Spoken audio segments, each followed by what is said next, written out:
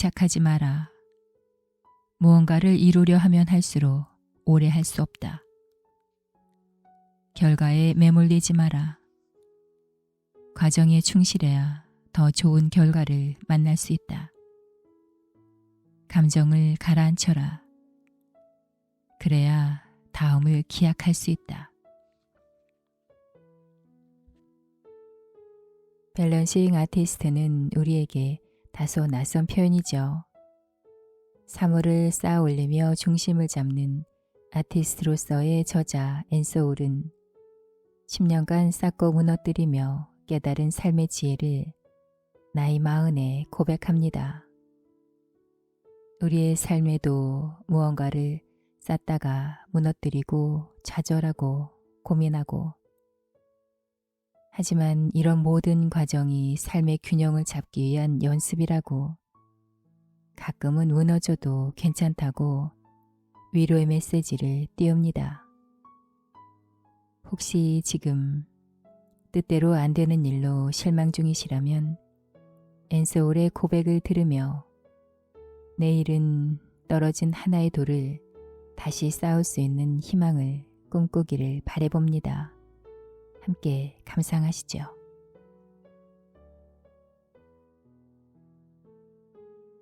늦은 밤, 소주 한 병을 입에 털어놓고 터벅터벅 집으로 돌아오는 길이었다. 왜 자꾸만 중심을 잃는 거지? 라는 생각이 나를 계속해서 올감했다. 어떻게든 답을 찾아 남은 인생을 잘 살아내고 싶었다. 집에 도착하기 전에 이 빌어먹을 물음에 답을 하고 죽든지 살든지 하겠다고 이를 악물었다. 하지만 두통만 잔뜩 얻었을 뿐 뾰족한 해답은 얻지 못했다.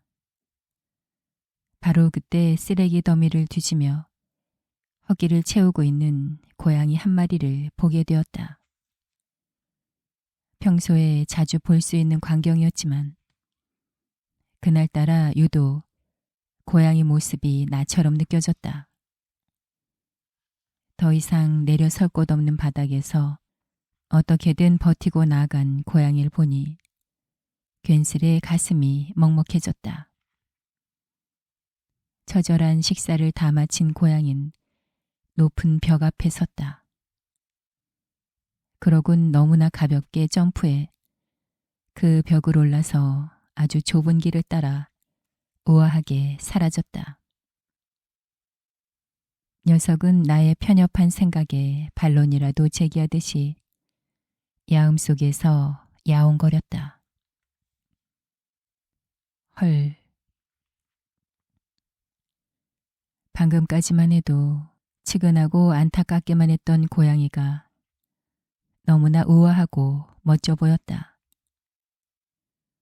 사뿐히 뛰어올라 그 좁은 길을 가볍게 걸어가는 발걸음이 조금 전 쓰레기 더미를 뒤지던 고양이 모습과 너무 상반되었기 때문이다.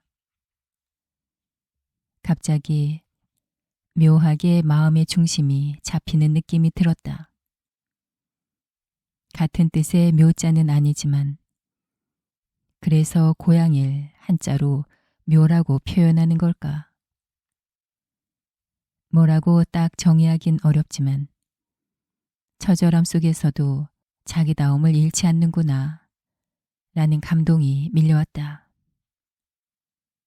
그게 그 순간 얼마나 마음에 힘이 되던지, 왜 자꾸만 중심을 잃는 거지? 라는 생각이 나다운 건 무엇일까? 라는 생각으로 변했다. 나다운 건 무엇일까? 누구나 인생에서 방황한 경험이 한 번쯤은 있을 것이다. 나는 어릴 때부터 정말 많이 방황했다. 조금 과하다 싶을 정도로 방황의 쳇바퀴 속에서 헤어나오지 못했다. 이를 악물고 나아가려 해도 자꾸만 몰려오는 고뇌와 시련들은 살아야 할 이유를 하나씩 지워냈다. 굴레에 묶여 옴짝달싹하지 못하는 마소처럼 방황에 종속된 난 아무리 마음을 잡으려 해도 계속 흔들렸다. 사람이 방황하는 이유야 가지각색이겠지만 대부분은 원하는 대로 삶이 흘러가지 않기 때문이리라. 그럼에도 마음의 중심을 잃지 않으려고 정말 악착같이 살았다. 나의 내적 상태와 외적인 요소, 무엇보다 나의 가정 환경에 굴복하고 싶지 않았다. 세상이 주는 시련들이 너무 괘씸해서 절대로 지고 싶지 않았다.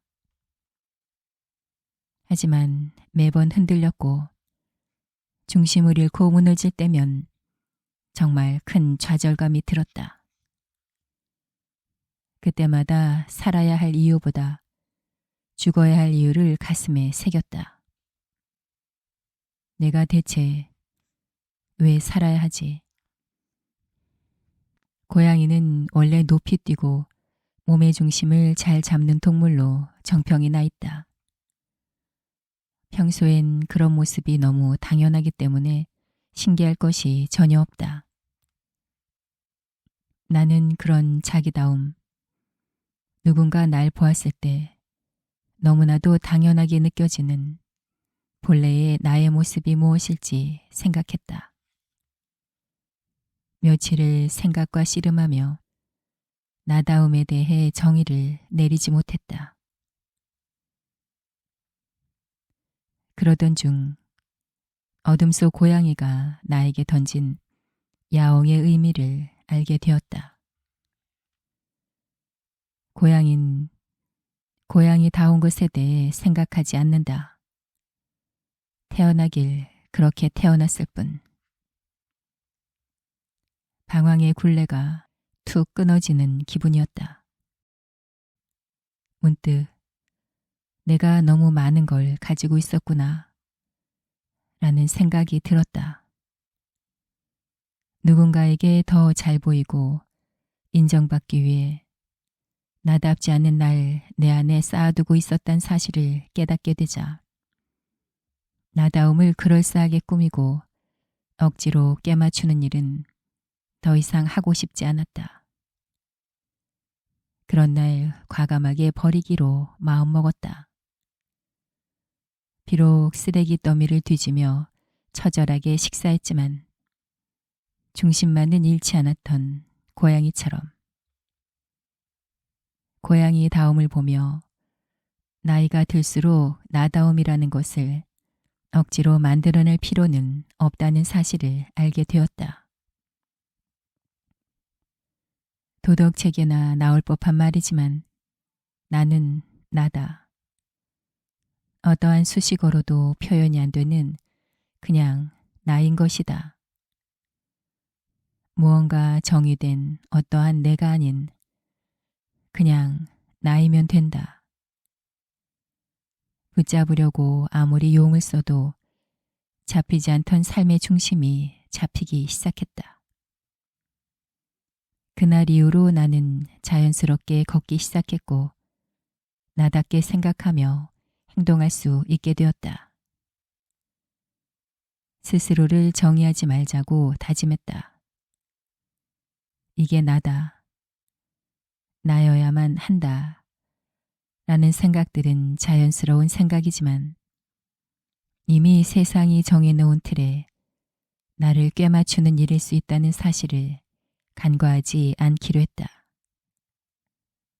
힘들고 지친 삶을 이기고 나아가려 하다 보면 주어진 상황들이 나를 그렇게 만들 수 있다.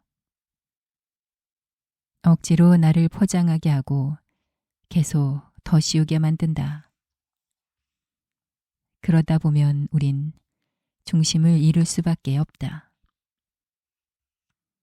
중심은 자연스러울 때 바로 서 있다. 억지로 쌓아왔던 내 안에 다양한 나를 하나둘씩 놓아주고 그냥 나로 존재해야 한다. 어떠한 나도 아닐 때 비로소 있는 그대로의 나와 중심을 일치시킬 수 있다. 그게 바로 삶의 중심을 잡는 첫 번째 단추다. 이제 40이 된 지금도 나는 여전히 춤춘다. 나의 인생은 비보잉을 빼면 절반 이상의 추억이 사라질 정도로 춤과 깊은 인연을 맺어왔다. 힙합의 한 장르인 비보잉은 많은 사람이 알고 있는 춤이다. 나는 중학교 시절부터 이 춤을 추기 시작해 벌써 30년 가까이 비보이로 살아왔다. 처음엔 그저 즐거운 마음에 시작했던 비보잉이지만 지금까지도 내 인생에서 많은 부분을 차지하고 있다. 무아지경에 이를 때까지 연습하고 공연하며 느끼는 희열이 삶의 원동력이 되기 때문이다. 오랜 시간 비보잉은 내 삶의 중심이었다. 예술의 길을 걷고자 연기도 하고 노래도 불러봤지만 비보잉만큼 재미있는 일은 없었다. 춤을 출 때는 마음에 걸림이 없었고 연습한 동작이 성공했을 때의 성취감은 이루 말할 수 없었다. 비보이로서의 내 삶은 꽤 멋졌다. 그러나 춤출 때의 거침없는 모습과는 달리 사회로 돌아오면 난 모든 것에 능숙하지 못한 바보가 되었다. 춤추는 것처럼 인생을 거침없이 살 수 있다면 얼마나 좋을까. 하지만 현실은 그렇지 않았다. 좋아하는 일을 할 땐 모든 것이 자연스럽게 술술 풀렸지만 그렇지 않을 땐 작은 일조차도 무겁게 느껴졌다. 그리고 그 간극은 시간이 갈수록 점점 더 멀어졌다.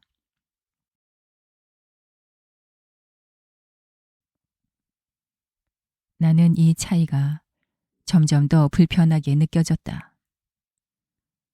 좋아하는 것만 추구하다 보면 점점 더 좁은 세계에 갇히게 되는 것 같았다. 그래서 문득 춤을 출 때의 나를 돌아보게 되었다.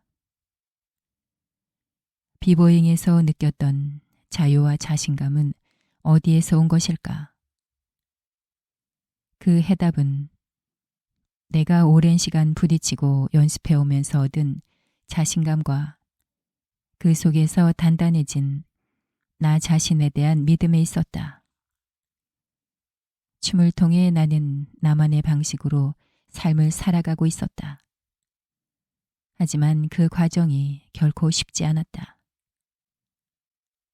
비보잉을 하며 수많은 부상과 슬럼프, 그리고 동료들과의 갈등을 겪었지만 그럼에도 불구하고 춤은 나에게 즐거움이었다.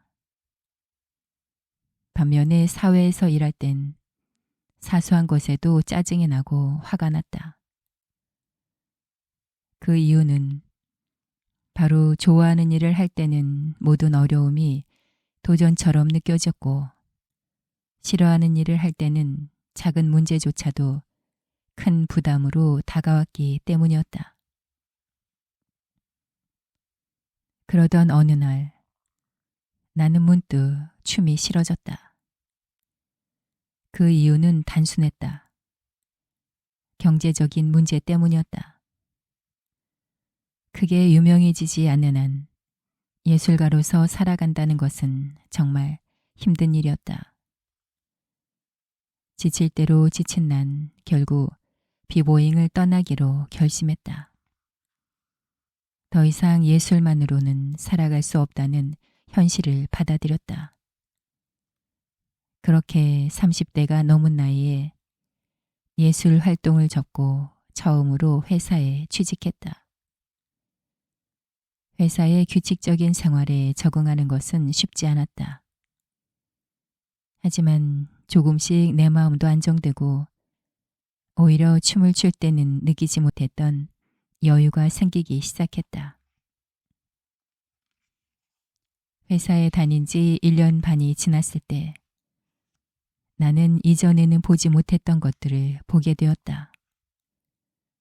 그것은 다름 아닌 나처럼 매일 일하며 살아가는 사람들의 모습이었다. 예전엔 무대에서 빛나는 예술가들만 멋지다고 생각했던 내가 이제는 그저 자신의 책임을 다하기 위해 하루하루 살아가는 사람들이 너무나도 멋져 보이기 시작했다. 아니, 정말로 멋졌다. 책임을 다하기 위해 매일 일하기를 반복하는 삶이라니. 좋아하는 일을 해서 성공하면 물론 좋겠지만 그게 꼭 정답이 아니라는 사실을 알게 된 후부터는 예술에 대한 새로운 관점을 갖게 되었다.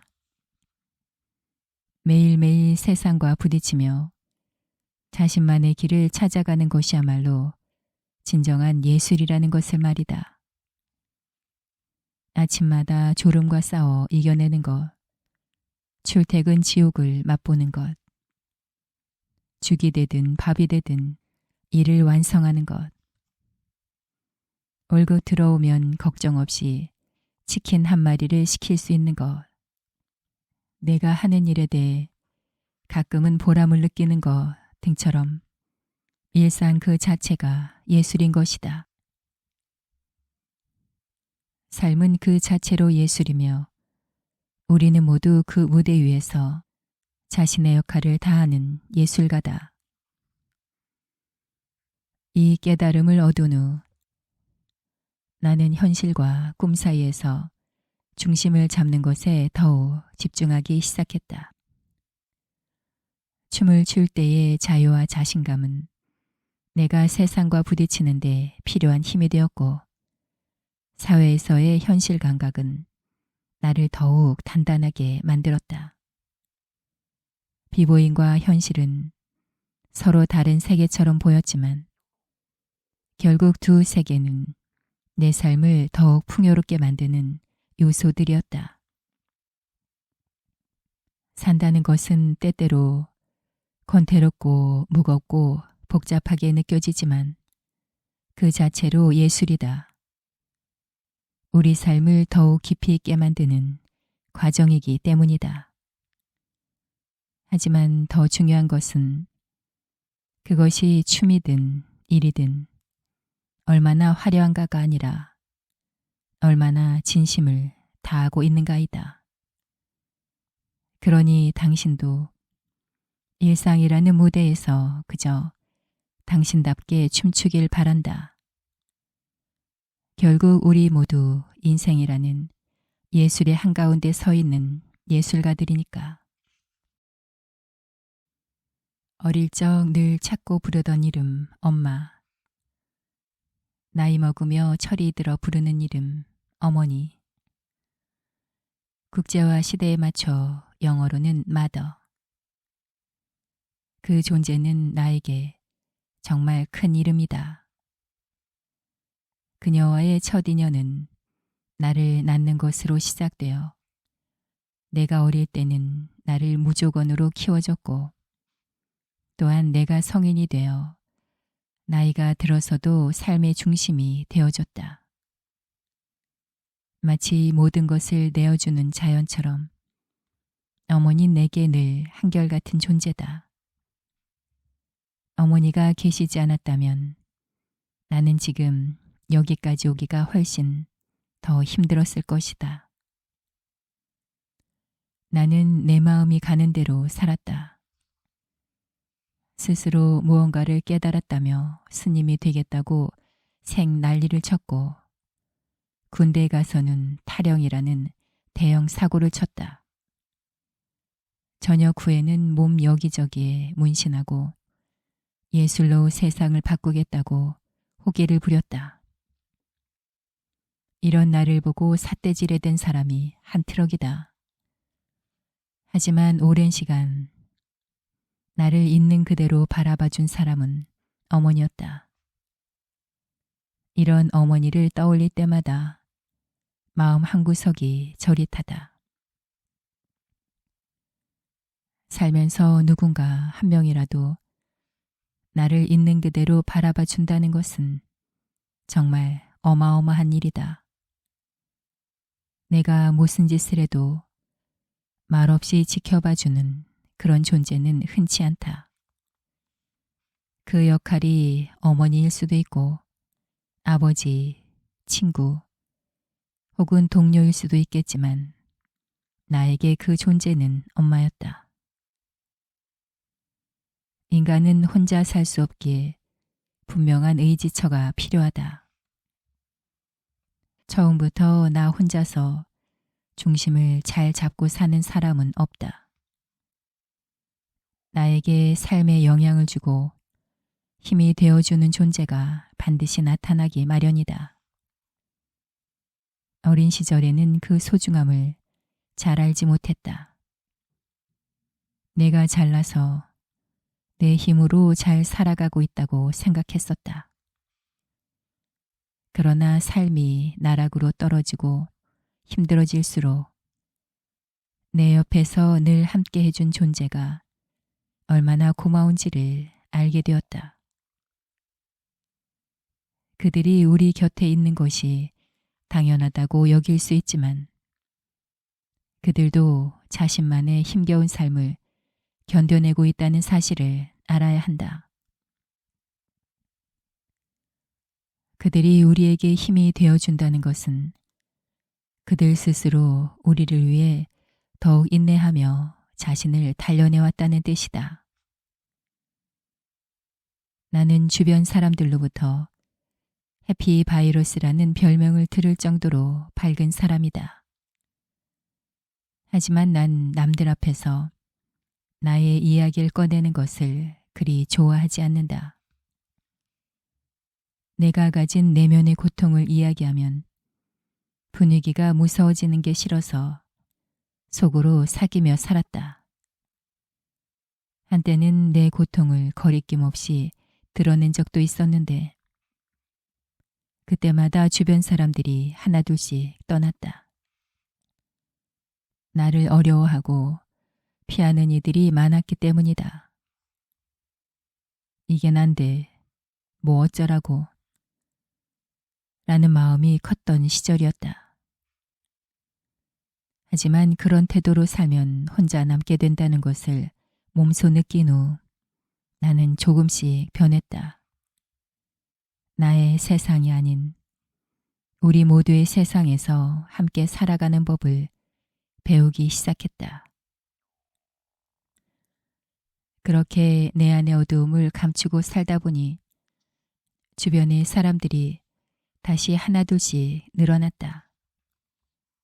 어느 날 한 친구가 내게 이렇게 말했다. 형은 나에게 정말 큰 힘이 돼. 그 말을 듣는 순간 나도 모르게 어머니 얼굴이 떠올랐다. 그리고 가슴이 찡해졌다. 나 역시 누군가에게 힘이 되어주고 있다는 사실에 마음이 무척이나 고무되었고 동시에 어머니가 지금까지 얼마나 많은 것을 참고 인내해 오셨는지 깨닫게 됐다. 어린아이도 아니고 40이나 먹은 내가 이런 말을 떠올린다는 것이 누군가는 궁상 떤다고 생각할지도 모른다. 하지만 이 말은 나에게 매우 특별한 의미가 있다. 이 단순한 문장이 내 삶의 원동력이자 세상을 살아가는 힘이 되기 때문이다. 무엇보다 내가 이 말을 전하고 싶은 사람은 어머니다. 시간이 지날수록 어머니가 얼마나 소중한지, 어머니의 사랑이 얼마나 컸는지 자주 생각하게 된다. 어머니는 정말 많은 것을 포기하고 희생하며 살았다. 어린 시절의 나는 그 희생을 알아차리지 못했지만 이제는 조금씩 보인다. 어릴 적 난 그저 부모라면 당연히 해야 하는 일인 줄 알았다. 하지만 나이가 들고 나서야 비로소 깨달았다. 어머니가 보여줬던 모든 것이 얼마나 큰 사랑이었는지, 그 사랑을 지켜내는 것이 얼마나 어려운 일이었는지를. 어머니가 내게 가르쳐 준 것은 크게 말하지 않아도, 큰 몸짓을 하지 않아도, 그 자리에 묵묵히 있는 것만으로도 충분하다는 것이다. 세상이 어떻게 변하든, 내가 흔들리든 그 중심을 잃지 않는 것이 중요하다는 것을 이제는 안다. 이제 나도 그 가르침을 따라 흔들리지 않는 중심을 지키며 살아가려 한다. 나의 삶 속에서 내가 만들어가는 밸런싱 아트로 누군가에게 그런 중심이 되어주고 싶다. 어머니가 보여준 묵묵함과 인내를 이제 나도 배우고 실천할 것이다. 세상은 늘 흔들리고 나도 그 속에서 흔들리지만 그럴 때마다 난 어머니가 내게 해줬던 것처럼 나 자신을 지탱할 것이다. 그리고 흔들리지 않는 중심이 되어 나 또한 누군가에게 안정감을 주는 존재가 될 것이다. 나도 어머니처럼 살고 싶다. 우리는 태어나면서부터 죽을 때까지 끊임없이 무언가를 쌓아가며 살아간다.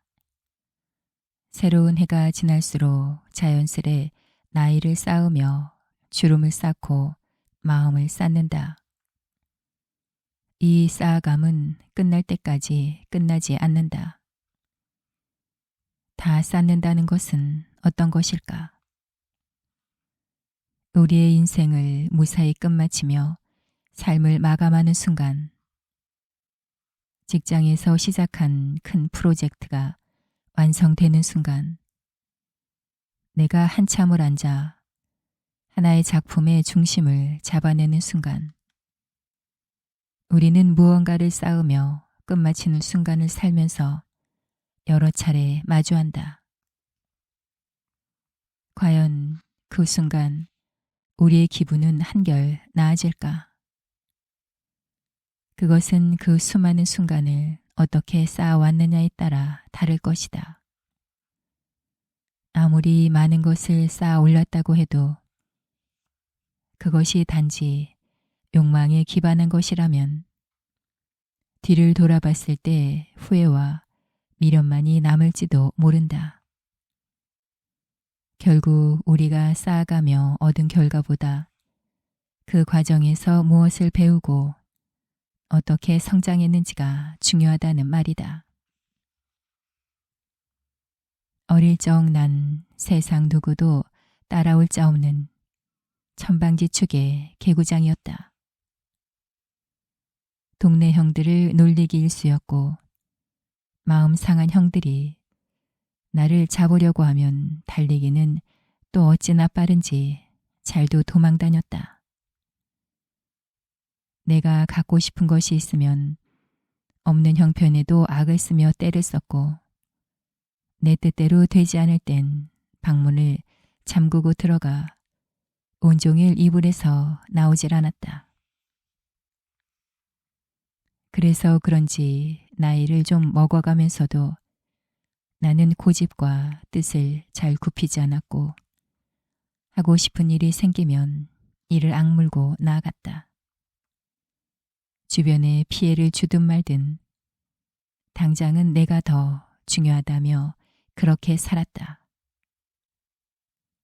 어느 순간 뒤를 돌아봤을 때 내가 이룬 것이라고는 더욱 강력하게 똘똘 뭉친 내 자존심과 오만함, 현실과 엇나간 믿음뿐이었다. 마흔이 되도록 무엇을 쌓아오긴 한 것 같은데 눈에 보이지도 않고 가슴이 후련하지도 않았다. 그저 후회와 미련, 자괴감 같은 부류의 느낌만이 남아 나를 괴롭혔다. 그리고 그런 생각을 하던 날, 그동안 쌓아왔던 모든 것을 무너뜨렸다.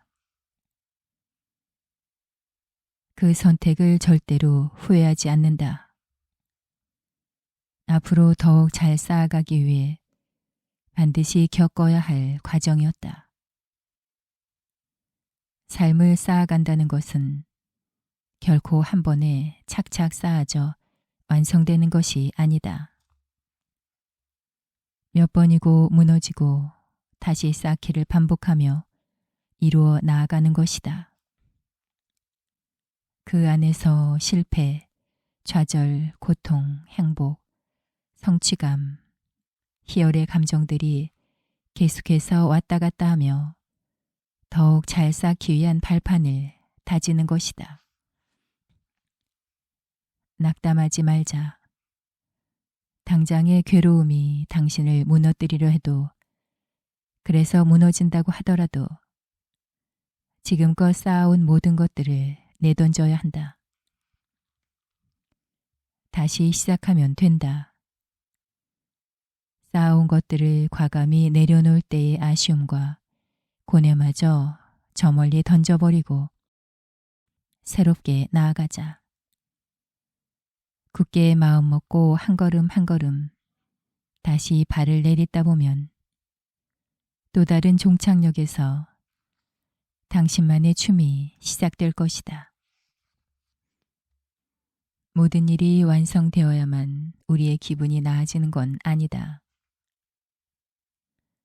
때로는 쌓아왔던 것들을 과감히 내려놓는 것도 홀가분하다. 그 내려놓음 자체가 새로운 시작을 위한 과정이 될 수 있다. 삶의 과정을 쌓아가는 여정이 얼마나 중요한지를 깨달아야 한다. 결과는 중요하지만 과정이 없으면 결과도 없다. 우리가 바라는 결과가 아니어도 그 과정을 통해 우리는 배우고 성장한다. 완성을 향해 나아가다 보면 무너질 때도 있고 잘 쌓일 때도 있다. 내려놓음은 포기가 아니라 더 나은 완성을 위한 준비 과정이다. 나를 버리지 않았다면 지금의 나는 없었을 것이다. 그때의 내려놓음이 쌓기를 포기한 것이 아니라 더욱 잘 쌓기 위한 과정이었던 것이다. 모든 것을 내려놓고 다시 시작할 때 비로소 진정한 자유를 느낄 수 있다. 완성을 향해 고군분투하는 것이 아니라 그 과정 속에서 나를 발견하고 내 삶의 의미를 찾아가는 것이 중요하다. 무너져도 괜찮다. 다시 쌓으면 된다. 중요한 것은 멈추지 않고 나의 속도와 방식으로 나아가는 것이다. 그 과정이 때로는 느리더라도 방향만은 잃지 않는 게 더 중요하다. 삶에서 쌓아가는 것이 모두 성공적일 수는 없다. 어떤 것들은 무너지고 또 어떤 것들은 다르게 완성된다. 그러나 그것이 실패는 아니다. 그날은 유난히 모든 것이 뜻대로 풀리지 않았다. 평소처럼 중심 잡기 작업에 나섰는데 이상하게도 무언가 계속해서 어긋났다. 작업을 시작하자마자 번번이 실패했고 나는 무언가 잘못된 것 같다는 생각이 들었다. 그래서 무거운 돌을 가벼운 돌로 바꾸고 장소를 옮겨보기도 했지만 중심은 잡히지 않았다. 그저 계속해서 무너지고 무너질 뿐이었다. 무너질 때마다 더 잘해보려고 애를 썼지만 중심은 더욱 멀어져 갔다. 시간이 지날수록 초조함과 짜증이 밀려왔다. 나는 밸런싱 아티스트로서 큰 압박감을 느끼기 시작했다. 평소에는 감각적으로 중심을 잡아가던 내가 왜 이러는 걸까? 왜 이렇게 안 될까? 뭐가 문제지? 라는 생각이 계속 맴돌았다. 손에 힘이 잔뜩 들어갔고 마음은 점점 더 조급해졌다. 그저 돌 하나를 세우는 일인데 나는 왜 이리도 실패를 반복하는 것일까? 생각할수록 내가 무능력한 것처럼 느껴졌다. 밸런싱 아트를 해온 시간도 꽤 오래됐는데 내가 이 정도밖에 안 되는가? 한숨을 쉬며 또다시 실패한 돌탑을 바라보았다. 중심 잡기 작업을 하며 알게 된 중요한 한 가지는 중심을 잡으려고 하면 할수록 잡히지 않는다는 것이다. 집착할수록 마음에 조급함이 생기고 더 빨리, 더 화려하게 잡아내고 싶은 욕심이 일어난다. 그러다 보면 몸에 힘이 들어가고 경직된 손가락은 결국 중심을 무너뜨린다. 처음엔 느끼지 못했다. 무너지면 짜증부터 냈다.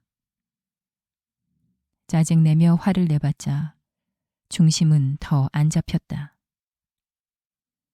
호흡은 흐트러져 아예 하기 싫은 마음이 올라왔다. 무언가 변화가 필요하다고 느꼈다. 결국 난 손을 멈추고 작업대를 한참 바라보았다. 문제는 중심을 잡아야 한다라는 나의 집착이 있었던 것이다. 너무 잡으려고 했으니 오히려 잡히지 않는다는 진실을 깨닫기까지 꽤 오랜 시간이 걸렸다. 내가 돌을 세우려고 집착하는 그 순간 그 욕심과 강박이 나를 방해하고 있었던 것이다. 세상이 나를 방해한 것이 아니라 나 자신이 나를 방해한 것이다. 돌을 세우려는 욕망을 내려놓고 오로지 그 순간 자체에 집중하는 것이 필요했다. 그래서 마음을 차분하게 가다듬었다. 그저 손끝에서 느껴지는 감각에 집중하고 내가 무언가를 세우겠다는 생각조차 내려놓았다. 마음속에 소음을 내려놓고 나니 감각들이 차분해졌고 다시 호흡이 잡히기 시작했다. 그 순간 난 깨달았다.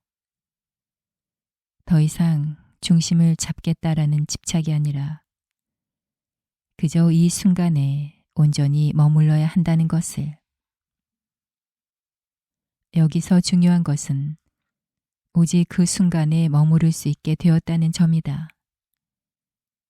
마음을 다잡자 호흡이 잡히며 나도 모르는 사이에 중심을 잡으려는 마음을 잊어버렸다. 나에겐 오로지 중심을 잡는 그 순간만이 존재했다. 그 행위 자체에 충실했다. 더 잘 잡으려고 애를 쓰던 집착이 사라지고 나니 오히려 그 순간과 행위 자체에 온전히 집중할 수 있었다. 그렇게 비워진 마음은 나의 감각을 일깨웠다. 예전의 나였다면 계속해서 이건 잡아야 해, 더 잘해야 해 라는 강박에 사로잡혀 있었을 것이다. 그러나 마음이 비워지고 나니 더 이상 중심을 잡으려는 욕심이 사라졌다. 그저 돌을 세우는 그 행위 자체에만 집중하게 되었다. 신기하게도 돌은 더 이상 쓰러지지 않았다. 중심을 잡으려던 나의 욕망이 사라지니 오히려 자연스럽게 중심이 잡혔다. 결국 문제는 세상이 아니라 나의 마음속에 있었다. 이 경험은 나에게 중요한 교훈을 주었다. 우리 삶 속에서 무언가를 이루려고 할 때 집착하면 오히려 그것이 우리를 방해할 수 있다.